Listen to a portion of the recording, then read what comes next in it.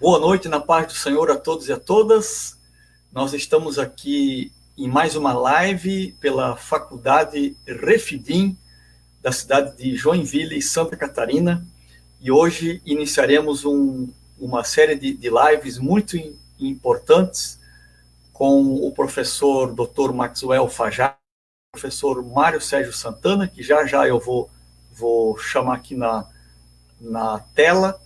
E eles vão estar aqui conosco todas as quartas, quintas-feiras do mês, falando sobre história do pentecostalismo no Brasil. E hoje o tema que eles vão tratar é Assembleia de Deus no Brasil, História e Historiografia.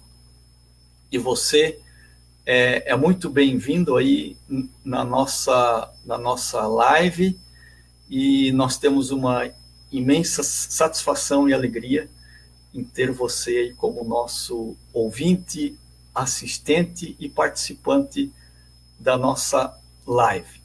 Lembrando aí que as nossas lives acontecem todas as quartas e quintas-feiras, às 20 horas, e sempre nós temos aqui um convidado, uma convidada especial a trazer assuntos muito importantes e pertinentes, tanto na área eclesiológica, quanto teológica e também histórica, enfim, as áreas que têm a ver com o ensino teológico e as disciplinas ofertadas pela Faculdade Refidim, sempre em consonância com a contemporaneidade e as necessidades do nosso tempo presente. Quero apresentar para vocês um curso gratuito que a Faculdade Refidim está oferecendo, chamado Espiritualidade Cristã em Tempos de Crise, que você encontra na nossa loja, que está aparecendo aí o endereço, um curso inteiramente grátis para você.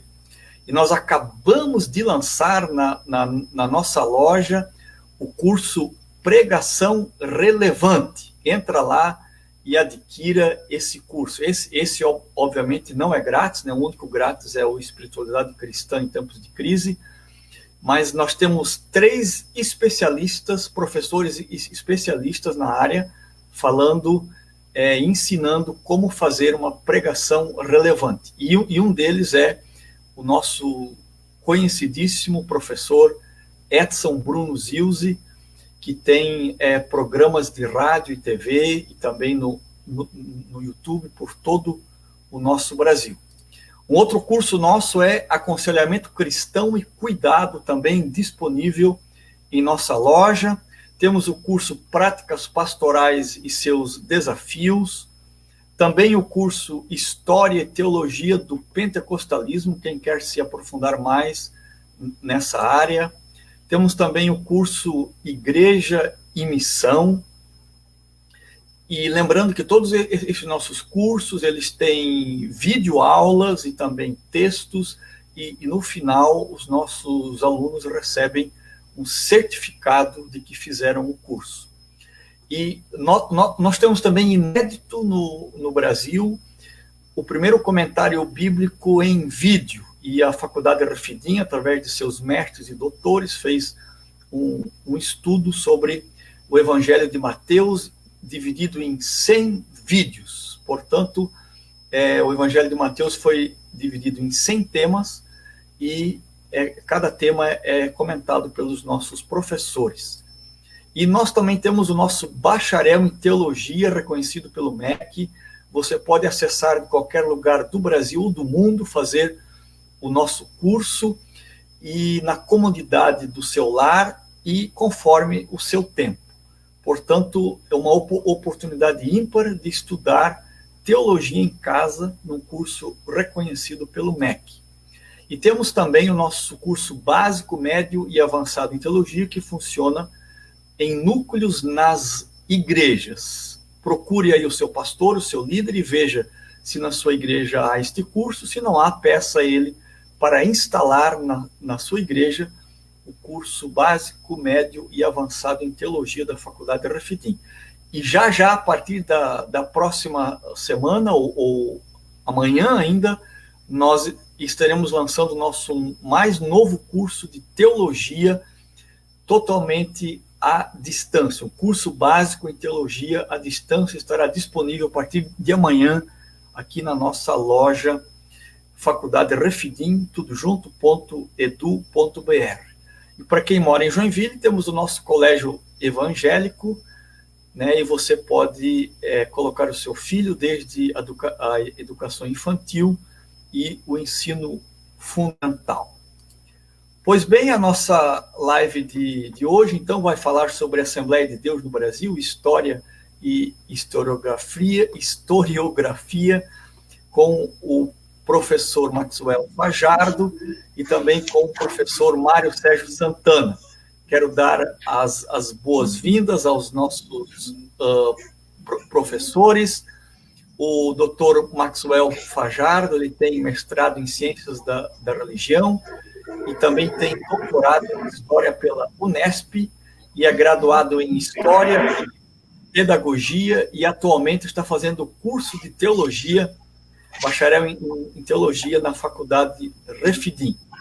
Temos também o nosso querido professor Mário Sérgio Santana, que já deu aula no SEDUC aí para os nossos adolescentes. Ele é licenciado em História e é pós-graduado em História Cultural. E eu quero dar aí a palavra ao professor Maxwell Fajardo para fazer as suas considerações iniciais aí aos nossos telespectadores.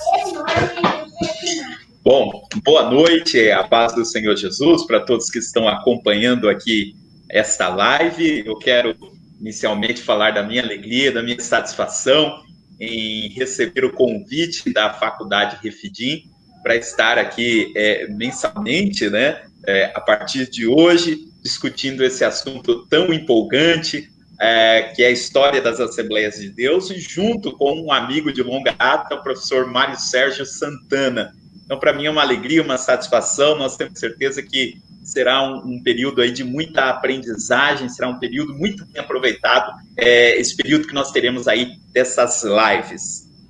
Obrigado, professor Maxwell. Agora a vez do nosso professor Mário Santana. Dê as boas-vindas aí aos nossos telespectadores.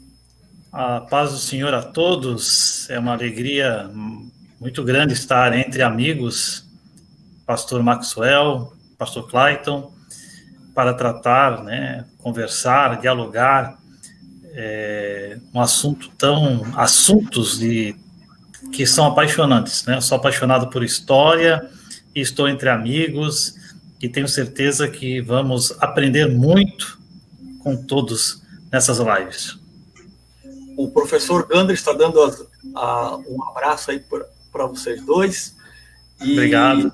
E eu quero dizer também da satisfação que a Faculdade Refidim tem em ter vocês dois, a partir de hoje aí, né, nas lives, sempre falando sobre história.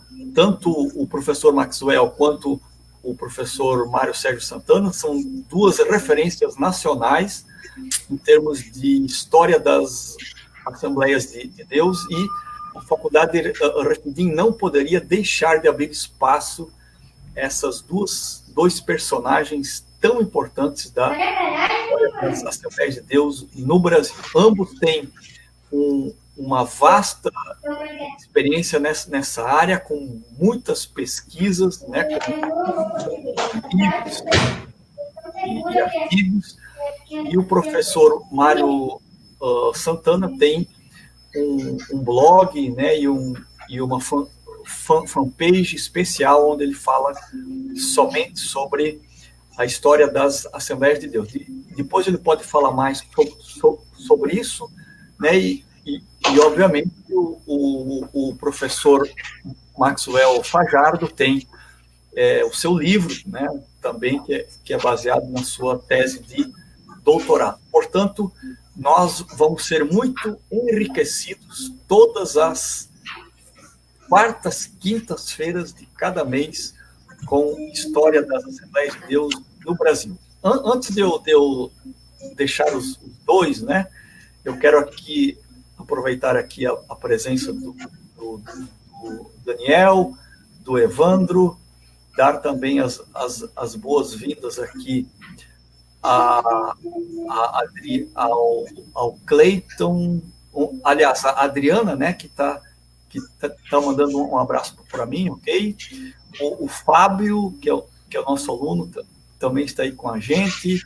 O Sérgio Francisco está aí com nós, né? A Adriana, obrigado, Adriana. Temos aqui também um aluno, o Ismael Salles, que é aluno do nosso núcleo básico e médio em teologia no Rio de Janeiro, com o pastor Lauri Franco Vilas Boas. Um grande abraço ao nosso Olha aí, querido pastor Lauri. Obrigado, Ismael, por estar aí com a gente.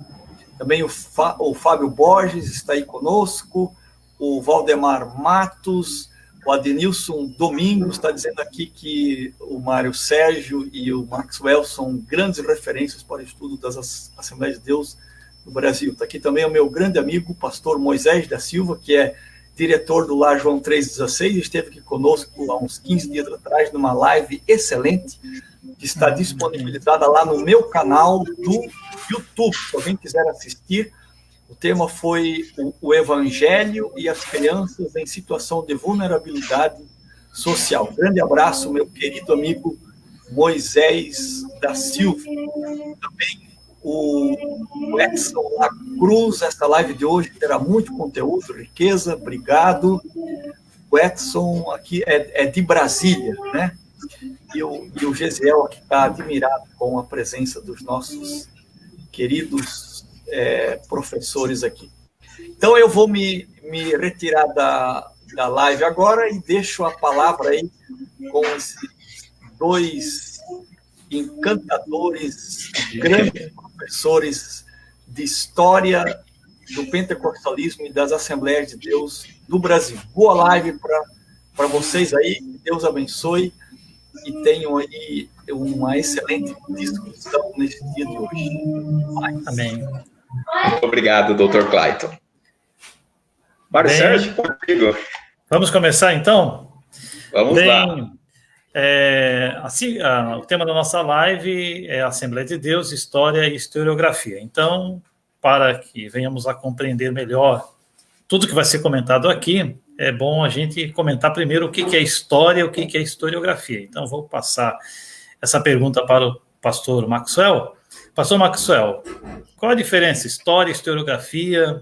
São duas coisas idênticas, diferentes? Comenta aí para os nossos ouvintes. Isso. A nossa proposta, então, a partir de hoje, é falarmos sobre a história das Assembleias de Deus, né, uma vez por mês, e também sobre a história do pentecostalismo. E nessa primeira live, nós escolhemos falar sobre história e historiografia. O que vem a ser a historiografia? Então, hoje, nós vamos discutir a forma como a história da Assembleia de Deus foi escrita. Então, o termo historiografia, grafia é escrita, historiografia é a escrita da história. Então, nós vamos discutir hoje, aqui eu e o Mário Sérgio, qual foi o percurso histórico, não da igreja, mas o percurso histórico daquilo que se tem escrito sobre a igreja. Quem primeiro escreveu a história da igreja, em que condições foi escrita a história da igreja, se a abordagem da história da igreja, da Assembleia de Deus, sempre foi dentro da mesma perspectiva, né? Nós vamos falar sobre, a nossa ideia é fornecer aqui, discutir, se houver tempo, né, um panorama sobre o que nós temos de principal publicado sobre a história das Assembleias de Deus. Então, isso é historiografia, né? Então, nós temos a história, e a historiografia é uma ciência que existe dentro da história, que estuda especificamente a forma como a história é registrada, como a história é escrita. E é isso que nós pretendemos discutir aqui na nossa live de hoje. Na verdade, discutir a historiografia é discutir a história da escrita da história, né, no caso, né? Então, ou a história da história, né? História da história, né? Como o Marcos estava falando, é uma questão básica, né, para iniciar os nossos estudos sobre história da Assembleia de Deus.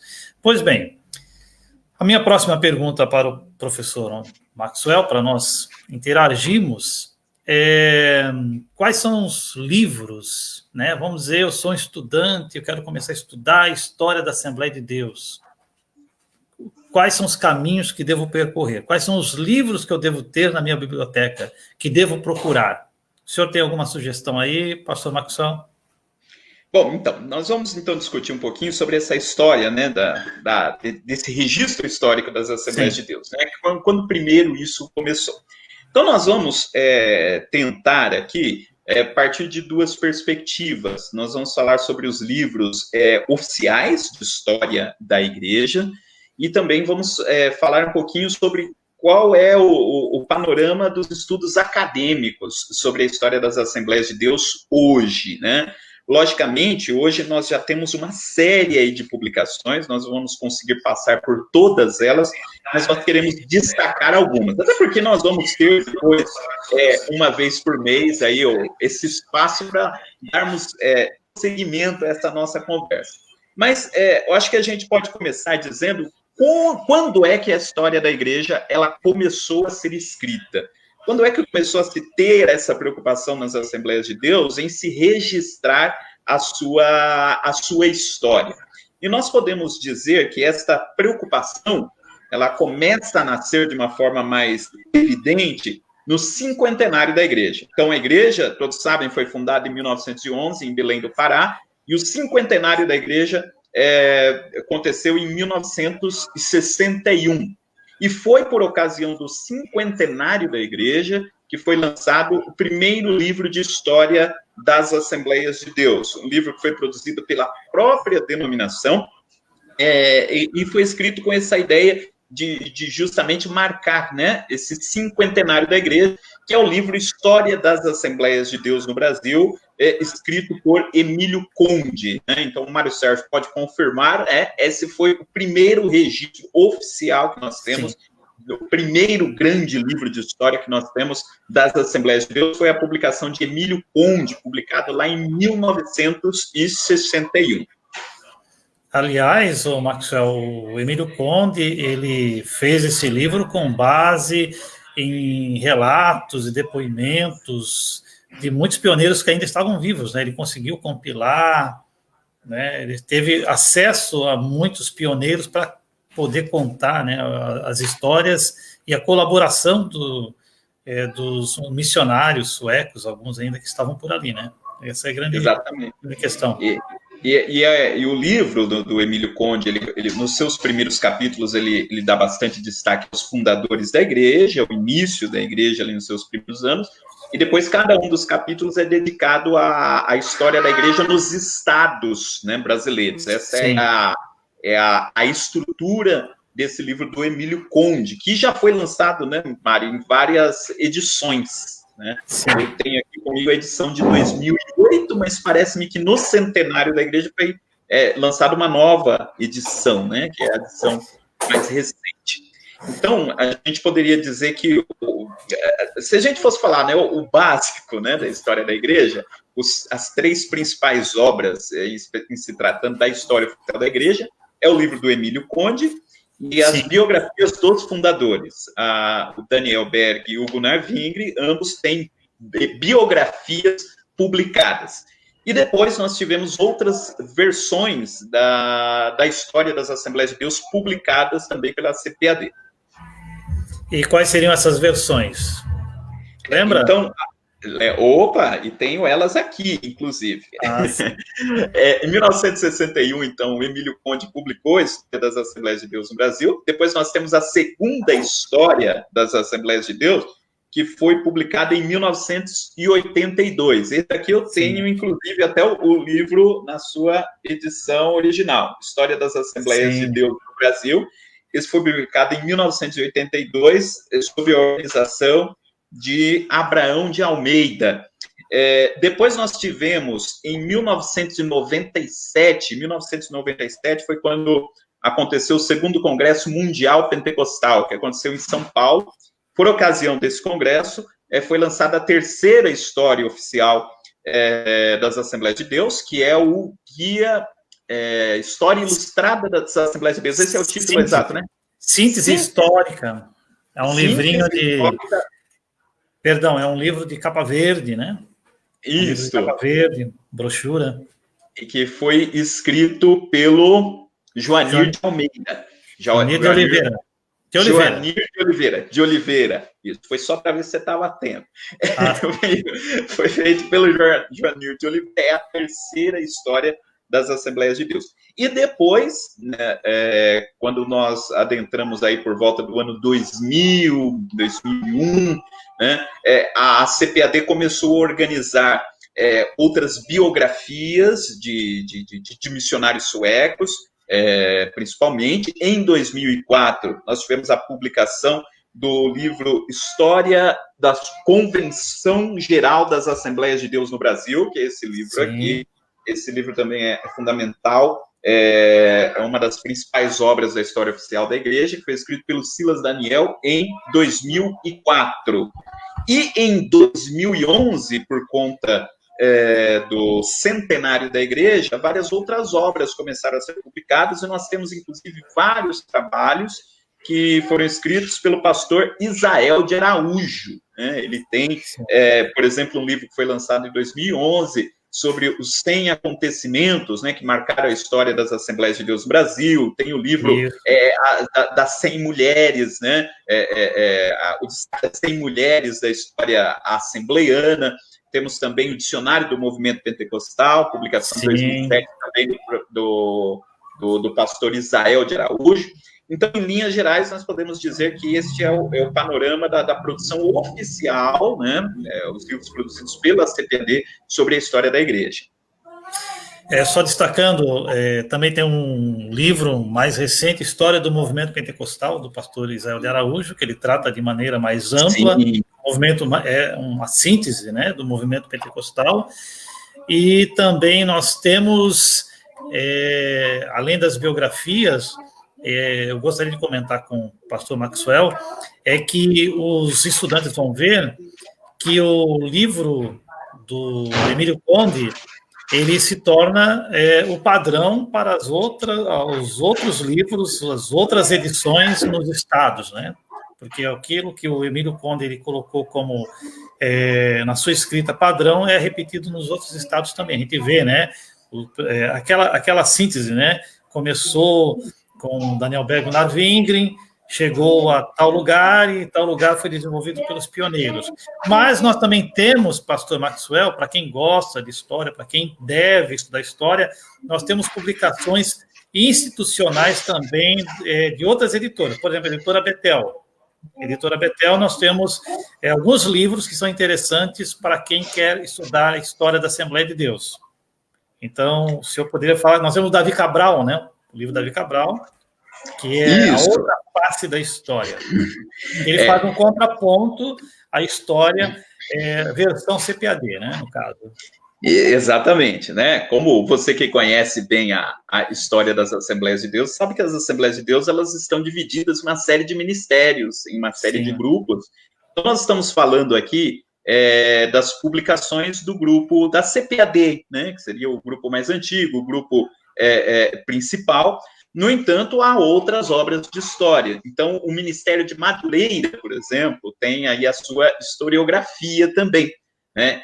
O livro do Davi Cabral, que o Mário Sérgio comentou, ele foi lançado na década de 90, e o título é justamente esse, a outra face da história das Assembleias de Deus, né? As Assembleias de Deus, a outra face da história. E a perspectiva aí do pastor Davi Cabral, que é do Ministério de Madureira, é recontar a história assembleiana, dando um destaque maior para os personagens do Ministério de Madureira, sobretudo aí Paulo Leivas Macalão. E aqui, né, Marcelo, eu faço um parênteses para destacar que isso é a historiografia, porque a história em si, ela é inacessível, né? Não tem como a gente falar, né? A gente vai fazer um livro de história para contar o que aconteceu, porque é impossível nós termos acesso, de fato, a tudo o que aconteceu. Né? Sempre temos acesso a uma perspectiva do passado, né? Nós acessamos ao passado, nós não podemos voltar ao passado, mas nós acessamos ao passado por intermédio dos documentos que foram deixados. Esses documentos podem ser os registros escritos, podem ser as memórias, né? Você entende bem disso, das memórias das Assembleias de Deus, as memórias, né? Os registros orais. Então, nós, por intermédio dos documentos, nós acessamos ao passado. E a partir desse acesso ao passado, nós adotamos uma perspectiva, nós passamos a recontar aquilo que foi escrito no passado. E a historiografia resulta justamente isso, porque eu posso, por exemplo, escrever a história a partir de determinada perspectiva, e aí, posteriormente, surge um outro historiador depois de mim que tem acesso a outros documentos, ou faz uma análise diferente dos documentos que eu tenho, e chega a outras conclusões. E aí ele vai recontar a história, dando destaque a outros pontos, né? Isto é o que nós chamamos de historiografia. É as diferentes versões, as diferentes perspectivas que a gente tem ao acessar o passado, né? Por exemplo, para pensar nisso, eu costumo sempre dar o exemplo da escravidão, né, no Brasil, né? Existem vários livros na área de história para falar sobre a escravidão. E durante algum tempo, teve-se uma perspectiva na história, os historiadores olhavam para o período da escravidão e diziam que a escravidão no Brasil foi uma escravidão mais branda quando foi comparada com a escravidão de outros países. Isso é uma perspectiva historiográfica. Depois, outros grupos de historiadores acessaram outros documentos, tiveram acesso, ou releram documentos, e chegaram à conclusão que não poderia ser feita essa afirmação, que a escravidão seria tão branda. Então, veja, o passado, ele já foi, ele já aconteceu, mas nós, hoje, no presente, podemos fazer diferentes leituras do que aconteceu no passado. E entendendo que essa leitura do passado nos ajuda a compreender a nossa identidade presente. E a nossa proposta aqui, então, é fazer isso pensando na igreja, né? E por isso que nós estamos falando que há uma perspectiva aí do grupo da CPAD, por exemplo, o Ministério de Madureira tem uma corrente historiográfica também, cujo o livro aí de principal destaque é esse livro do pastor Davi Cabral, A Outra Face da História. Mário Sérgio. Olha, Maxwell, como eu sou professor do 6º ao 9º ano, uma faixa etária assim, muito tranquila de selecionar, diz o Leandro Carnal, diz o Leandro Carnal que quem dá aula para o 6º ano faz qualquer coisa na vida, né? Eu, quando vou explicar sobre essa introdução à história, sobre as perspectivas, sobre as fontes históricas, eu uso o exemplo de uma série norte-americana que é o CSI, né? Que eles conhecem. Aí eu digo que há o crime, há o fato, só que eles vão isolar a área e vão em busca das evidências. As evidências são as fontes históricas. E conforme eles vão recolhendo evidências, ou vão aparecendo outras, ou relatos orais, eles vão, na medida do possível, eles vão construindo o relato do crime. E, às vezes, o relato do crime conduz a uma pessoa, mas aparece uma outra evidência que vai mudar a perspectiva, a narrativa. Então, isso é história. Às vezes, por isso que a gente costuma falar na academia, né? Versões da história, porque às vezes pode aparecer um fato, um dado que pode mudar totalmente, caso da escravidão, ditadura militar, e a Assembleia de Deus, como uma instituição que é centenária, ela tem muitas histórias, muitos relatos, muitas versões, e as instituições, as produções acadêmicas ou as produções caseiras estão aí para dar conta. Mas, pastor Maxwell, essa perspectiva institucional, confessional, ela, nos últimos anos, ela tem sido colocada, às vezes, em xeque, até sido colocadas na berlinda por outras produções que são chamadas as produções acadêmicas. Eu sei que o senhor tem também uma boa área de conhecimento, até no seu livro, onde a luta se travar, o senhor faz, antes de tudo, uma perspectiva histórica, historiográfica. Eu gostaria que você falasse quando começou, se é recente, o estudo sobre as Assembleias de Deus, sobre o pentecostalismo, ou é algo mais antigo que nós pensamos? Muito bem. Então, até agora a gente falou sobre essa perspectiva da instituição. Acho que toda instituição tem essa preocupação, né, com o registro da sua própria história.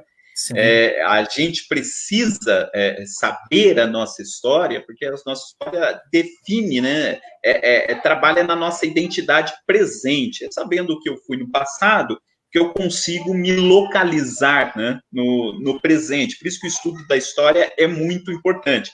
Mas quando é que no ambiente acadêmico passou a existir esta preocupação com o estudo da história das Assembleias de Deus, a história do pentecostalismo e das Assembleias de Deus no particular? E aqui, Mário, eu quero começar com um testemunho, né? Já que a gente está numa live pentecostal também, né? Para testemunho, lógico. Para testemunho também. Eu estava na graduação, né, na graduação em História, eu tinha o interesse em fazer um TCC sobre a história do movimento protestante. Não era nem especificamente sobre as Assembleias de Deus, né?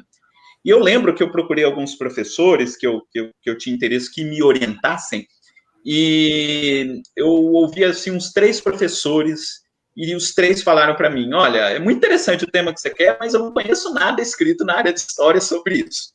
Não lembro de ninguém que pesquise o movimento evangélico no Brasil, não conheço ninguém que se preocupe com isso, conheço nenhum artigo, e nenhum dos 3 conseguiu me ajudar, né, com relação a isso. E algo que chamava assim, bastante atenção, porque pensando em termos de números, por exemplo, as Assembleias de Deus, de acordo com o censo do ano 2010, já são 12 milhões de membros, né? Na época que eu estudava, ainda não tinha saído o censo de 2010, mas já tinha o censo do ano 2000, com um número já bastante alto. Então, assim, você tem um grupo religioso de 12 milhões de membros, você soma os outros pentecostais, e parece que não há, né? Havia, pelo menos até algum tempo atrás, esse interesse acadêmico tão intenso com a história destes grupos. E quando é que começou a nascer isso, né? E aí sim, respondendo a pergunta aqui do Mário Sérgio.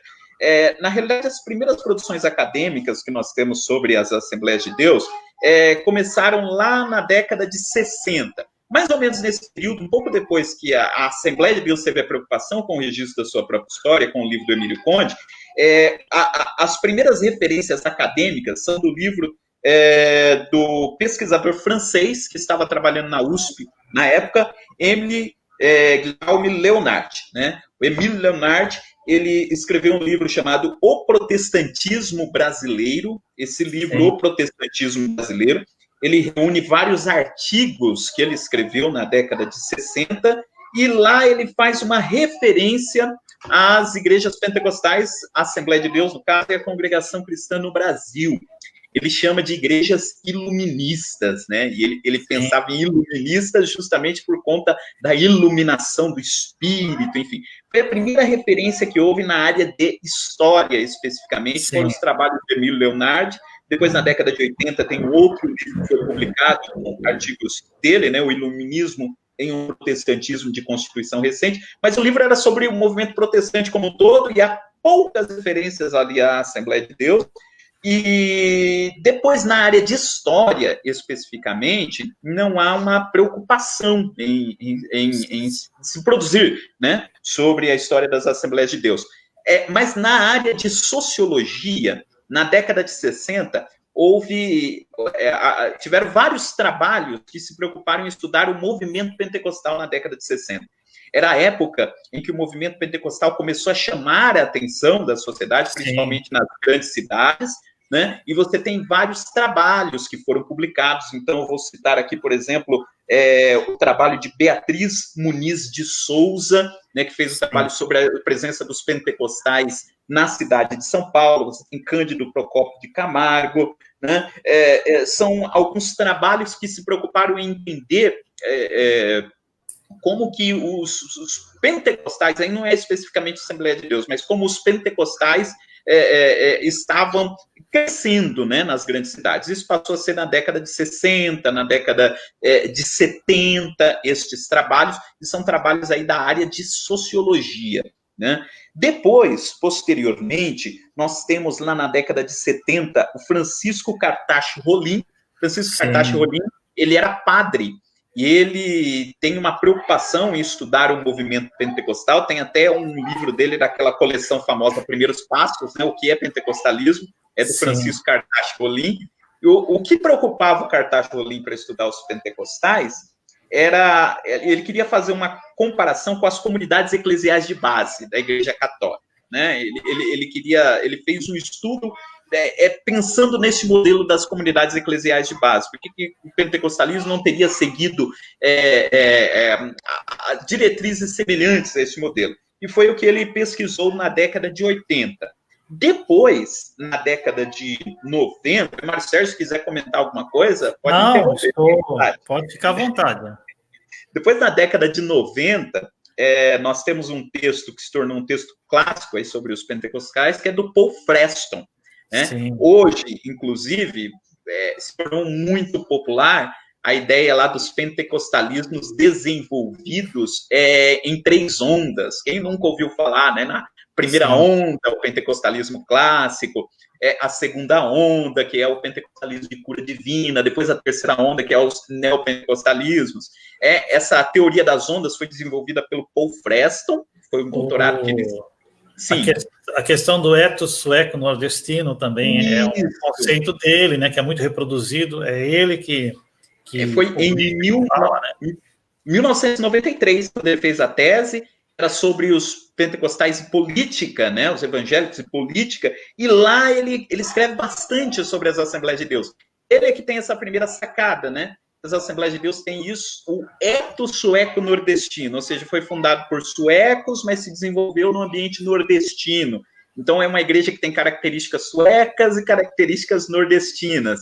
E também a ideia das 3 ondas, que hoje, assim, no ambiente acadêmico, já não é tão aplicada, porque o que aconteceu no campo pentecostal de uns 10 anos para cá, né? Quer dizer, a teoria das 3 ondas talvez não consiga abarcar novos movimentos que surgiram depois disso, mas isso não é também um assunto da nossa live, mas é só para pontuar esse trabalho do Paul Freston, né, que é da década de 90. E aí a gente pode dizer que a partir dos anos 2000 começou a ter uma preocupação renovada, né, pelas Assembleias de Deus, particularmente na academia, sobretudo com a publicação do mestrado do professor Gedeon Freire de Alencar, que não sei se está nos acompanhando, se estiver nos acompanhando. Gedeon Freire foi alguém que começou a abrir esse espaço na academia para a pesquisa das Assembleias de Deus. Ele fez a pesquisa de mestrado, né, das Assembleias de Deus, que depois foi publicado em livro. O livro chama-se Assembleia de Deus, Origem, Implantação e Militância. Depois do Gedeon, em 2012, defendeu o seu doutorado, que virou o livro Matriz Pentecostal Brasileira. Sim. E a partir daí, né, principalmente a partir dos anos 2000, começaram a surgir, 2000, 2010, vários trabalhos na área acadêmica sobre as histórias das Assembleias de Deus. Os trabalhos do Gedeon Freire de Alencar, os trabalhos da professora Marina Correia, né, que devem ser destacados, que tem um amplo trabalho sobre a questão dos ministérios, como que funciona a organização dos ministérios, das convenções assembleianas, e vários outros trabalhos, então, começaram a surgir. E a gente pode dizer que hoje, academicamente, a gente tem muito trabalho já produzido e sendo produzido sobre as Assembleias de Deus no campo acadêmico e de diferentes áreas, nas áreas de história, nas áreas de sociologia, nas áreas de geografia. Depois a gente até pode citar... Até a arquitetura, né? Até a arquitetura, já encontrei trabalho, teses, né? Monografias falando até sobre arquitetura. Maxwell, só queria lembrar, tem um livro, eu não estou lembrado o nome do autor, mas é um livro clássico do chileno, né? O Refúgio das Massas também é um livro que ele tem tradução, versão brasileira também, né? Eu não lembro o nome dele, mas... É o Christian Lalive de Pinet. Christian Lalive, né? O Christian Lalive, ele estudou o pentecostalismo chileno, né, na década de 60, né? O texto dele, o título é O Refúgio das Massas, porque entende justamente isso, né, as igrejas como um refúgio para os migrantes que estavam chegando nas grandes cidades, e ele analisa o pentecostalismo chileno, mas o livro dele teve uma ampla circulação no Brasil, né, e suas teorias também foram muito aplicadas aí para o contexto brasileiro também, né. É interessante, Maxwell, é que nesse contexto também, até para os nossos ouvintes todos saberem, que também, paralelamente, eu sou uma pessoa que acompanha um pouco mais os arquivos de mídia, né? Há também um interesse pela mídia, né? Da mídia em cima dos pentecostais. Então, eu sempre cito um exemplo, que em 1980, o pastor Manuel de Mello foi capa da revista Veja, na época a revista Veja estava no auge, e se a gente for ver, as revistas de grande circulação nacional, elas começam a ter essa preocupação de divulgar o movimento pentecostal, as igrejas pentecostais, como um movimento religioso, político, econômico, e tudo vai juntando, né? Então, esse interesse da academia também é acompanhado pelo interesse da mídia, dos jornais, e estamos hoje, né, discutindo, né, em várias áreas do saber o movimento pentecostal. Mas, pastor Maxwell, eu gostaria também de falar aqui, que é a minha área, né, das redes sociais, né? Das redes sociais. Certo. Eu sei que no seu livro, Onde a Luta se Travar, eu tenho o livro, né? Agora já tenho o livro na 2ª edição, graças a Deus. Você fala que além dessas produções acadêmicas, institucionais, confessionais e acadêmicas, como já foi falado, existem as chamadas mídias alternativas, né? Gostaria que você falasse o que é a mídia alternativa. Depois eu vou falar um pouquinho aqui também, porque eu participo disso aí, né? O que seria a mídia alternativa em tempos de internet, redes sociais, o que é isso? Bom, então só para localizar aí quem está nos acompanhando, né? Em 2015 eu concluí a minha tese de doutorado na área de História, sobre a história das Assembleias de Deus no Brasil, né? E até na introdução do livro, para quem tem o livro, eu faço essa discussão, que é um pouco essa discussão que a gente está tendo aqui nesta live, né? Qual é o panorama de estudos das Assembleias de Deus, né? Então, todo esse panorama que eu falei, dessas primeiras pesquisas na década de 60, na década de 80, até os anos 2000, eu falo lá no livro, né? Quais são esses principais trabalhos, né, que seriam esse percurso que a história das Assembleias de Deus percorreu, né, na academia. E uma outra questão que eu levanto já logo na introdução, quais são as principais fontes para se estudar as Assembleias de Deus? Eu falei aqui, né, que se você vai estudar história, você precisa ter fontes. A gente não consegue voltar no passado, a gente acessa fragmentos do passado. E aí esses fragmentos podem estar em textos escritos, podem estar em imagens, e aí o papel do historiador é ir colhendo esses fragmentos, fazendo uma leitura deles, tentando entender como eles foram produzidos, e aí quais foram as fontes que eu utilizei. Depois a gente pode falar melhor sobre isso, né? Sobre jornais, que a gente guarda aí para falar daqui a pouquinho, ou podemos fazer depois uma live específica sobre isso, né?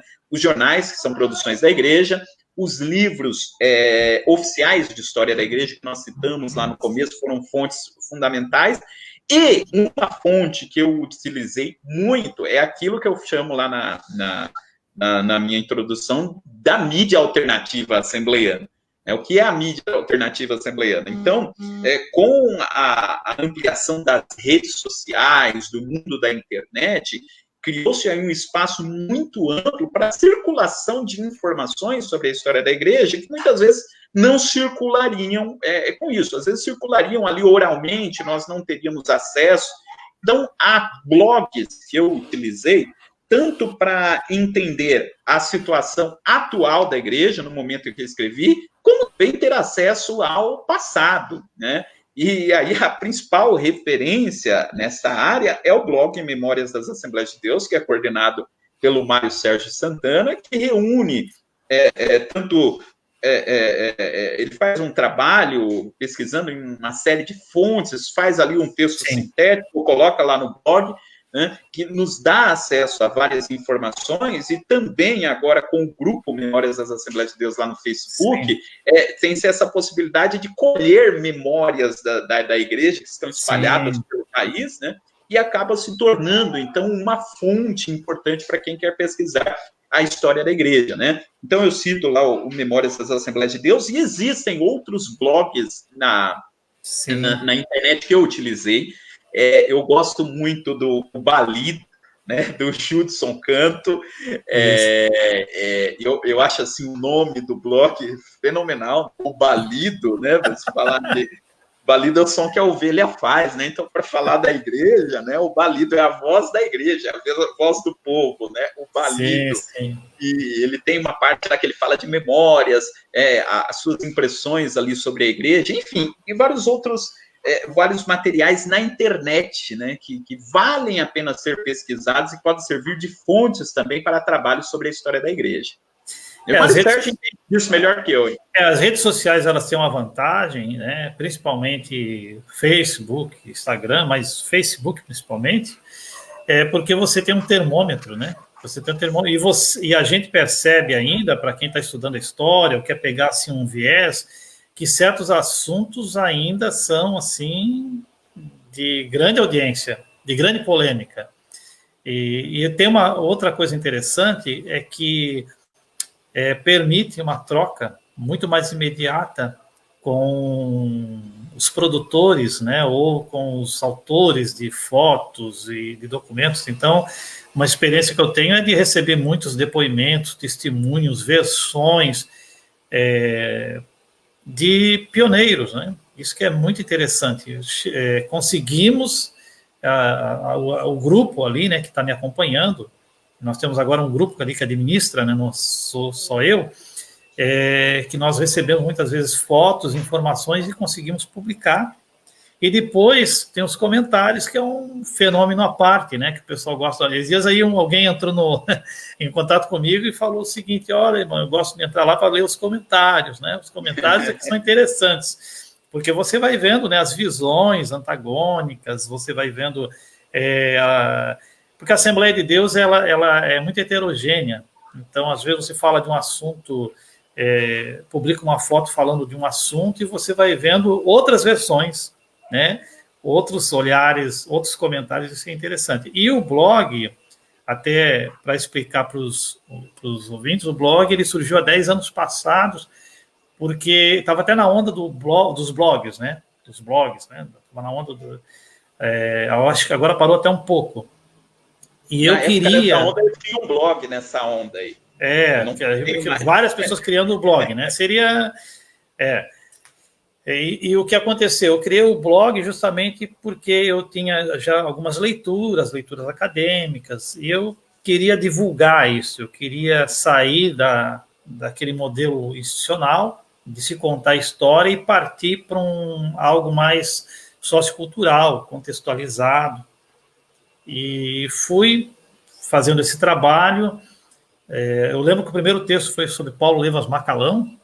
Então, tentei dar um olhar, né, sobre o apóstolo do século XX, um olhar diferenciado, e posteriormente eu foi me chegando informações, e aí, como a produção, é uma coisa muito paralela, como a produção acadêmica foi crescendo, também foi crescendo o nível de produção de informações. Então, hoje nós temos o blog, tem mais de 1 milhão de acessos em 10 anos, e temos uma boa repercussão, graças a Deus, através das redes sociais. Mas a gente recebe muitas e muitas informações que podem ser aproveitadas lá na frente, né? E estão sendo aproveitadas. Pastor Maxwell, eu só quero deixar uma colocação aqui, que já foi me avisado aqui, que até agora não teve nenhuma pergunta. Então, exato. Sinal que o pessoal está entendendo bem o assunto, né? Está entendendo bem o assunto. Mas... me diz o seguinte, pastor Maxwell, a gente não comentou ainda, nós temos as redes sociais, nós temos as produções acadêmicas, institucionais, mas por conta até hoje da facilidade de publicação, nós também temos as chamadas produções independentes, que estão aí. Exato. Então, na sua tese, na sua obra, o senhor lançou mão de produções independentes, ou seja, produções independentes não foram publicadas pela CPAD, nem pela editora Betel, ou por alguma outra editora, além das acadêmicas? Sim, isso é uma coisa muito interessante, né? Você tem importante, essas oficiais, muito importante, e existem outras publicações que não são publicações oficiais, mas que também saíram de dentro da igreja, do seio da igreja, né? Sim. Existem muitas histórias publicadas, histórias regionais, né, da igreja. Em Joinville tem um livro, né, de 75 anos, né, da história da Assembleia de Deus de Joinville. Depois eu acho que tem outro de 80 anos, é isso, né? De 80 anos. em Joinville. Tem um livro que eu utilizei, por exemplo, que é sobre a história da Assembleia de Deus em Santo André, que me permitiu, assim, juntar várias peças do quebra-cabeça que eu estava montando sobre as Assembleias de Deus em São Paulo, né? Então, às vezes, uma informaçãozinha que ele dá ali, você com alguma coisa que você encontra em algum lugar, o fulano que estava aqui também estava aqui em tal época, e você vai traçando ali uma linha, né? Então, um trabalho de detetive, né, no caso. Né? De detetive, porque você vai juntando uma informação aqui com outra informação lá. Então, você tem histórias regionais. Então, por exemplo, a Assembleia de Deus em Santo André tem um livro de história. E você tem muitas biografias. Tem as biografias oficiais, que a gente já falou, foram lançadas pela CPAD, e há também biografias de pastores, de lideranças, que foram lançadas, às vezes, pela própria família do pastor. Tem o pastor Armando Cohen, né, que tem uma biografia que eu tenho aqui. Tem também uma do pastor João Alves Correia, que eu utilizei bastante. Né? É uma publicação independente. Né? Então, a biografia do pastor Carlos Padilha, o pastor Gesiel Padilha, que escreveu, ele está nos assistindo também. Uma publicação muito interessante. Tenho ela autografada, inclusive. Mas pode continuar, temos várias. Não, né? É isso. Então, você tem histórias regionais, você tem biografias, né, que às vezes foram lançadas, que às vezes, essa, por exemplo, do pastor João Alves Correia, eu estava procurando alguma coisa sobre a Assembleia de Deus nos sebos virtuais, e eu achei, foi ali um achado, né, que ele me permitiu aí dar... conseguir várias informações que eu fui juntando com outros lugares que eu tinha, né? Esse trabalho de dar a leitura das fontes. Então, um bom trabalho de história das Assembleias de Deus para o aluno aí da Faculdade Refidim, que tenha esse interesse, eu acho que essa preocupação é ir atrás dessas fontes, né? De fazer essas leituras das fontes. E eu diria que talvez a principal fonte, pelo menos para o meu trabalho, foram os periódicos da igreja, né? Isso é fundamental. A Assembleia de Deus tem o Centro, né, de Estudos do Movimento Pentecostal, né, coordenado pelo pastor Isael Araújo, que, aliás, está nos acompanhando também, né? O pastor Isael Araújo, que nós mandamos um abraço, que tem várias publicações, né, que nós já citamos aqui também, sobre a história da igreja. E, além do Centro de Estudos do Movimento Pentecostal, nós temos a disponibilidade dos jornais Mensageiro da Paz, né? Nós temos as publicações do jornal Mensageiro da Paz. O jornal Mensageiro da Paz, para quem é externo aí às Assembleias de Deus, é um jornal que circula desde a década de 1930, né, nas Assembleias de Deus no Brasil.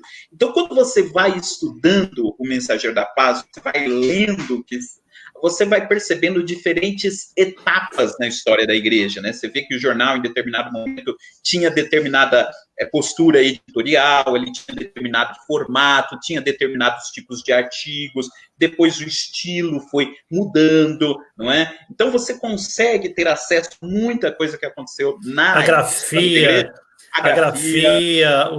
Eu lembro que quando eu estudo, eu acho muito interessante, fala assim, um casal, né? A gente escreve, né? Contraiu matrimônio, casou lá, se consorciou, né? Contraiu consórcio, né?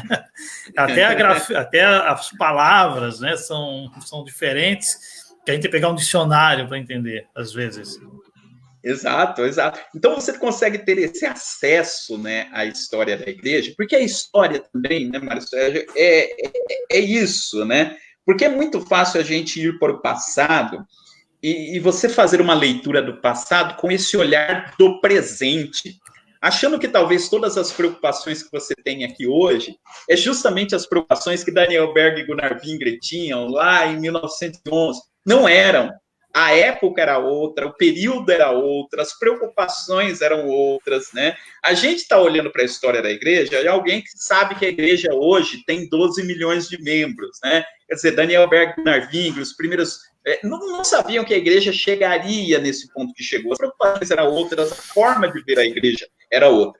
E o trabalho do historiador é tentar entender falando aí a grosso modo, né, é tentar entender essa cabeça de quem vivia lá, né? Quais são os diferentes elementos que os personagens daquele período tinham diante de si para tomarem as decisões que eles tinham para tomar, né? Essa é a perspectiva do historiador. No jornal a gente percebe isso, né? No jornal a gente percebe quais eram as preocupações. Por exemplo, Mário Sérgio, aí eu já vi que tem uma pergunta, só para concluir essa ideia, né?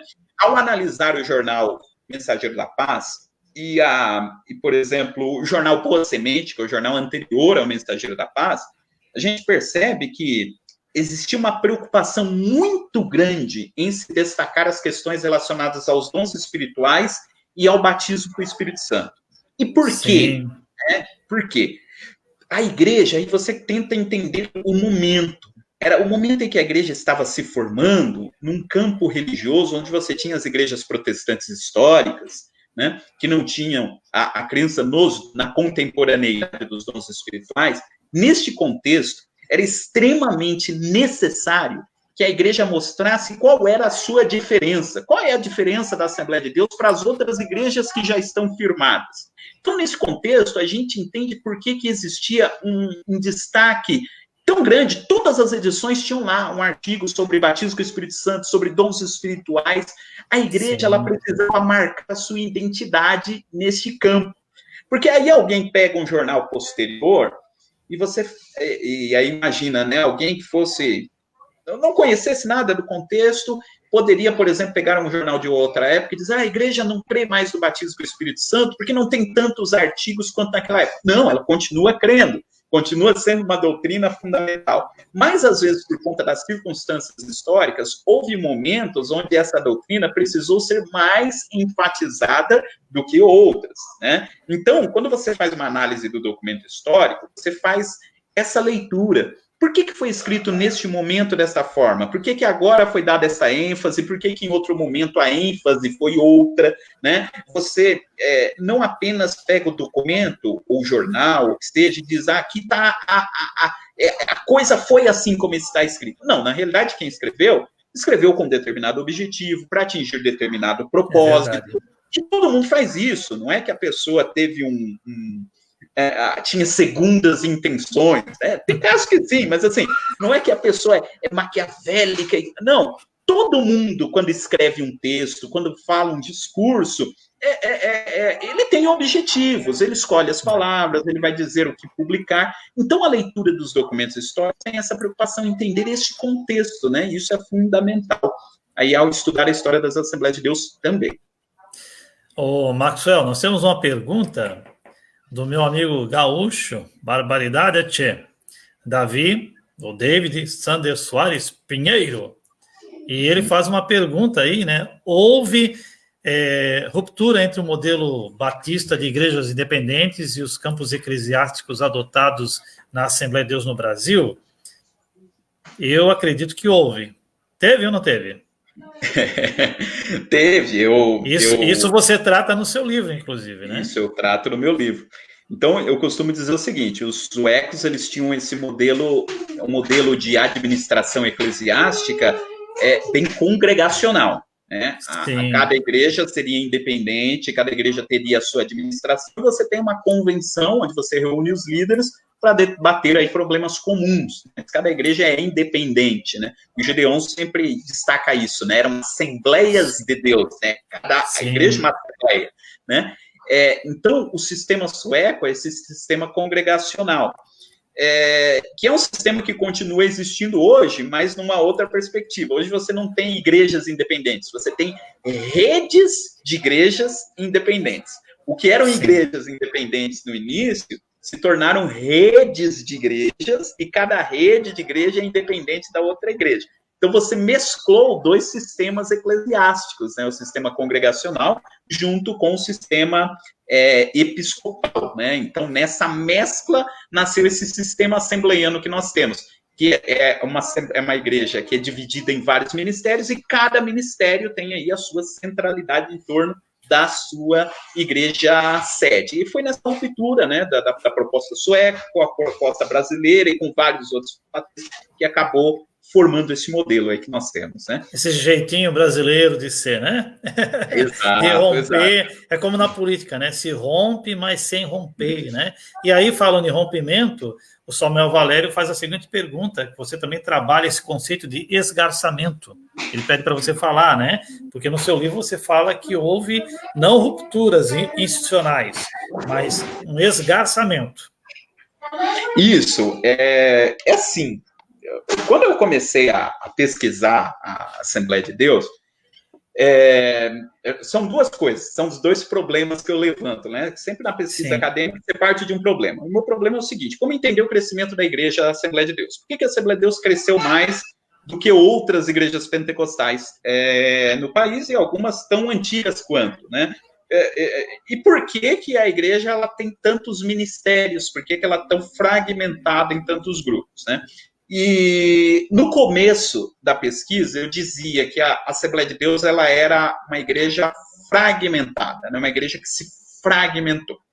E aí alguém chamou a minha atenção e disse o seguinte: olha, escuta, mas você fala em fragmentação, mas quando uma coisa está fragmentada, uma coisa que se fragmenta é uma coisa que se quebra em vários pedaços, né? Quando você quebra um copo, tem lá os pedacinhos, você não consegue mais unir um copo ao outro, né? Os fragmentos, eles se tornam totalmente independentes. E na Assembleia de Deus, ao mesmo tempo que ela está fragmentada, tem alguns elementos comuns, né? E isso é verdade. Então, você tem vários ministérios, né? Ministérios, assim, às vezes, bem diferentes uns dos outros, mas todos eles cantam o hino da harpa cristã, por exemplo.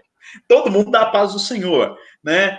Para falar assim, de alguns elementos mais simples, né? Você tem uma identidade, um jeito de ser assembleiano que perpassa os diferentes ministérios, mas ao mesmo tempo que esses ministérios são totalmente independentes. Então você tem aí uma ruptura e uma continuidade. E aí eu pensei nesse conceito de esgarçamento. O que é a ideia do esgarçamento? Então eu penso num tecido que ele é colocado sob pressão, e aí tem alguns fios daquele tecido que se rompem e os outros permanecem unidos. Essa que é a ideia de esgarçamento que eu trabalho no meu livro, que é o que acontece nas Assembleias de Deus. Então você, quando passa de um ministério para outro, você vai ver que tem alguns elementos que mudam totalmente, de um ministério para outro. E tem outras coisas que permanecem iguais. Esse é a minha tese do esgarçamento da igreja. Ela vai se rompendo em algumas coisas, vai se diferenciando em algumas coisas, mas em outras coisas vão permanecendo esses laços. Alguns laços são mais fracos, se é que podemos dizer assim, se rompem mais facilmente, e outros laços, esses outros fios, têm uma durabilidade maior, né? Então, dessa forma que é uma das possibilidades de nós pensarmos aí as Assembleias de Deus. E nessa questão de algo em comum, a história, né, ela é muito importante, porque se você for observar, todos eles usam do mito fundante, o mito fundador, que é Daniel Berg e Navingre. Pode ser diferente como for, Madureira, Belém, Missão, mas todos eles vão falar, nós viemos dos pais fundadores da pátria, como nos Estados Unidos, né, os pais fundadores da pátria, para dar conta dos Estados Confederados, né?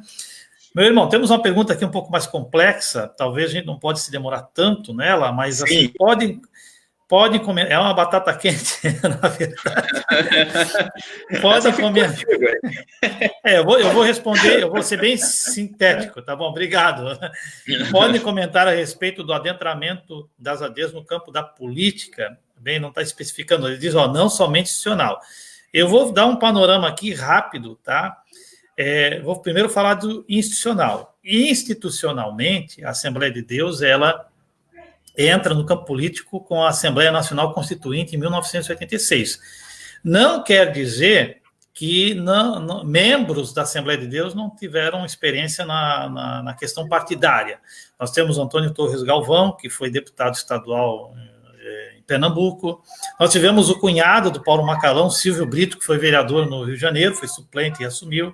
Joani de Oliveira, né, foi candidato. Alfredo Requidal foi candidato. Alguns conseguiram se eleger, outros não conseguiram. Nós tivemos diversos políticos assembleianos que se lançaram nessa questão da eleitoral. Agora, talvez o que o irmão queira dizer, vou tentar aqui de responder, eu lembro de um livrinho verde, eu não lembro mais o autor, que é a História da Igreja.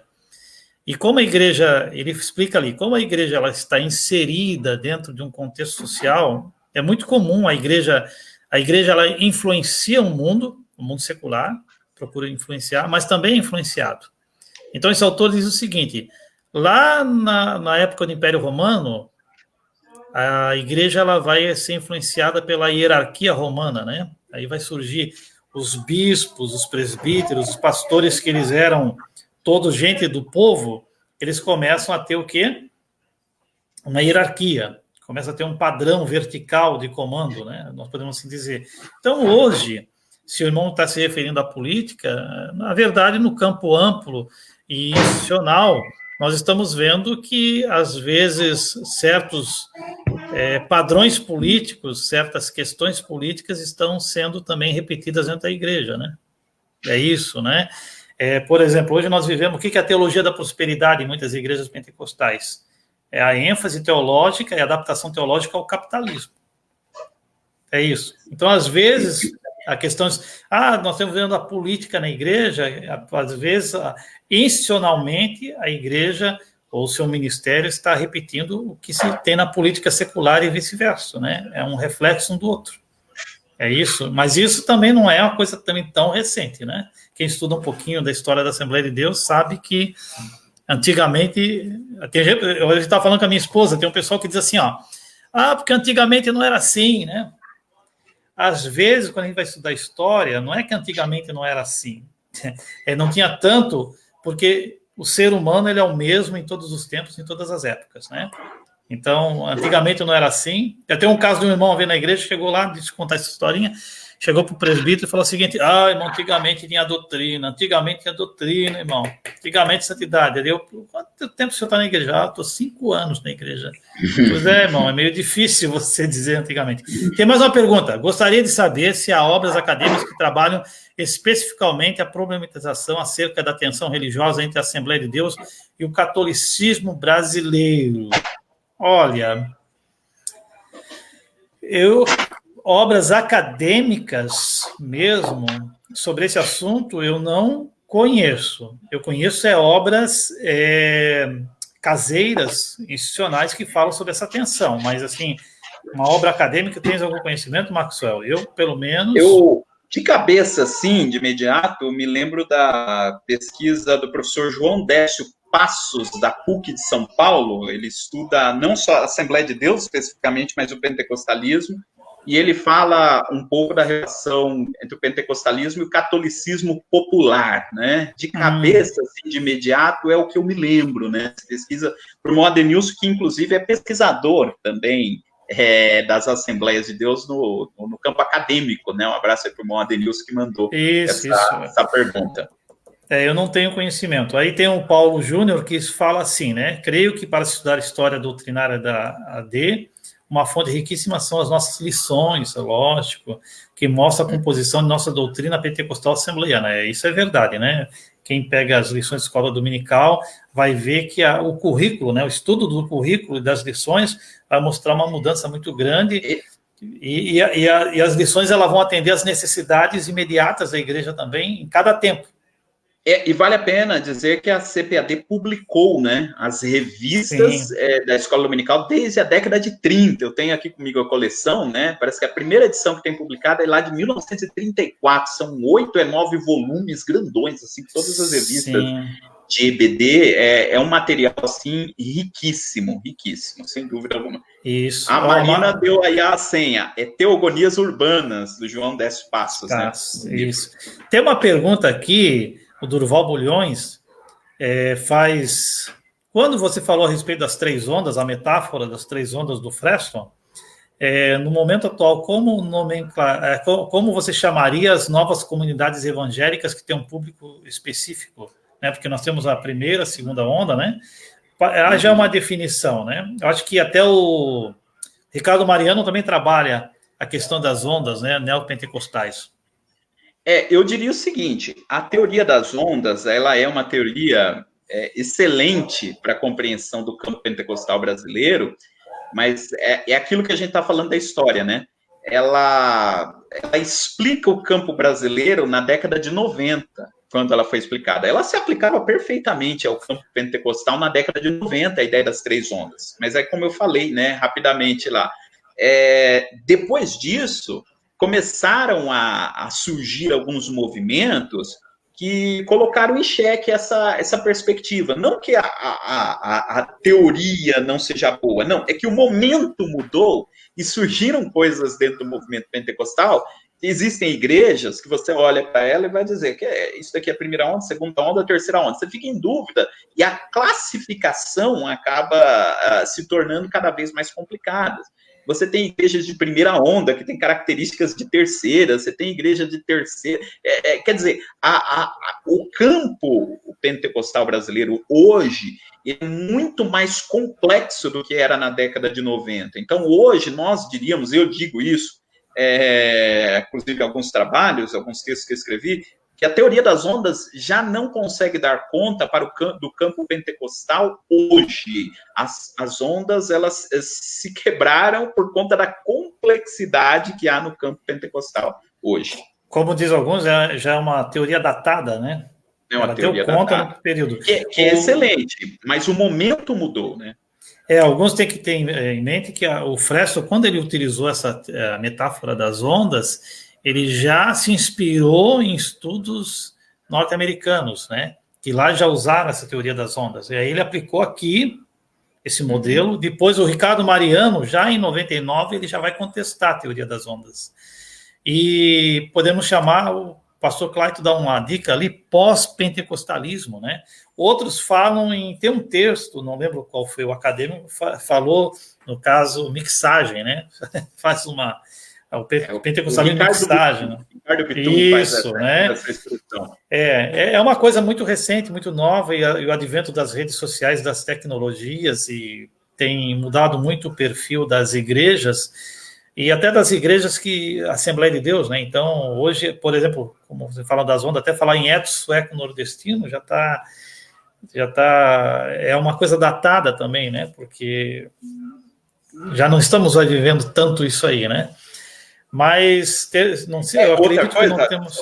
Pode falar. Só para a gente concluir, né? Por exemplo, para concluirmos, já foi aqui até o nosso tempo, mas uma perspectiva nova sobre a história, aquilo que eu falei, né? De você olhar para trás e ter uma nova perspectiva, né? Se deu muito destaque a origem norte-americana do pentecostalismo brasileiro, sim, né? Os missionários vieram dos Estados Unidos para cá, eram suecos, e há a perspectiva historiográfica hoje para se falar das Assembleias de Deus tem dado muito destaque à origem sueca do nosso pentecostalismo. Sim. Quer dizer, os missionários eram suecos e vieram dos Estados Unidos, mas depois veio uma segunda leva de missionários que vieram direto da Suécia para cá, né? Sim. Então, você tem uma nova forma de entender, dizer, olha, o pentecostalismo aqui tem uma origem norte-americana, mas tem um componente sueco muito forte, dos missionários que vieram depois nessa segunda etapa da Suécia para cá. Então, é uma forma de você olhar para trás, né, para a história das Assembleias de Deus e fazer uma releitura. E aí você vai refazendo o percurso e dizendo, sob essa nova perspectiva, tal coisa que fulano disso faz mais sentido, né? Enfim, você vai reescrevendo a história. Não que o que foi dito antes não era verdade, não, você tem uma nova perspectiva e você consegue lançar luz sobre algum aspecto que talvez antes a teoria anterior não conseguiu dar conta, né? Então esse exemplo de resgatar os suecos é um exemplo disso, né? Por isso que, como qualquer ciência social, a história, né, ainda que lide com o passado, é uma ciência dinâmica, porque nós estamos sempre lidando com novidades, com novas fontes, né? É história nova, né? Novas fontes, novos problemas, novas teorias, e está aparecendo academicamente tantas novidades que a gente não dá conta, às vezes, até de ler tudo, de tanta coisa boa que tem, né? Então, isso que é importante. Pentecostalismo, Assembleia de Deus, é isso. Por isso que a gente fala, né? As Assembleias de Deus no Brasil. Amém? Muito bem. É isso aí. Nós, então, chegamos ao final da live, né? Né? O bate-papo aqui, espero que vocês que estão nos acompanhando estejam gostando, né? E, na realidade, né, Mário Sérgio, foi só uma forma de foi só Nos um apresentarmos, primeiro... né? Foi só um primeiro gostinho aí, né, do que a gente quer trazer toda a última quinta-feira de cada mês, né, nesse espaço aqui na Faculdade Refidim. Agradecemos a todos pela participação. Tenham uma boa noite na paz do Senhor. Agradecemos ao pastor Clayton pela confiança em deixar nós dois aqui, né, sozinhos. Meu Deus, esses dois que vão falar, né? E não percam, né, as próximas semanas estaremos trazendo aqui sempre algum convidado. Né? Teremos convidados aqui, vai ficar só entre nós dois, teremos convidados e todos os nossos internautas poderão participar com mais perguntas, com mais questões dentro dos assuntos. Então, Deus abençoe a todos. A paz do Senhor Jesus Cristo. Deus abençoe a todos. Muito obrigado, pastor Clayton, muito obrigado, Faculdade Refidim, por abrir esse espaço para a gente. E assim, nós estamos aí nas redes sociais, o Mário Sérgio muito mais, né, nas redes sociais, vocês podem nos procurar aí também, estamos à disposição para conversarmos sobre esses assuntos tão intrigantes, tão importantes aí sobre a história das Assembleias de Deus. Então, nosso muito obrigado a todos, no próximo mês nós estaremos por aqui novamente. Obrigado, Mário Sérgio, muito obrigado a todos. Amém.